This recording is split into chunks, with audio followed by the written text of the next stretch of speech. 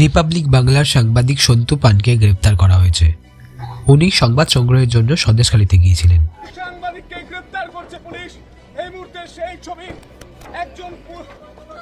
একজন সাংবাদিককে গ্রেপ্তার করছে পুলিশ। দেখানোর চেষ্টা করব, একজন সাংবাদিককে এভাবেই গ্রেপ্তার করা হচ্ছে। সন্দেশখালীর মায়েদের কথা বলার জন্য একজন সাংবাদিককে গ্রেপ্তার করছে, দেখানোর চেষ্টা করব। এভাবে গ্রেপ্তার করা হচ্ছে।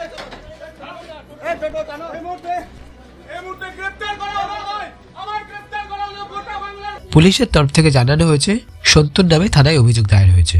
উনি নাকি সংবাদ সংগ্রহের জন্য কোনো মহিলার ঘরে বিনা অনুমতিতে ঢুকেছিলেন এবং ওই মহিলার সেই সময় বেশভূষা ঠিকঠাক ছিল না।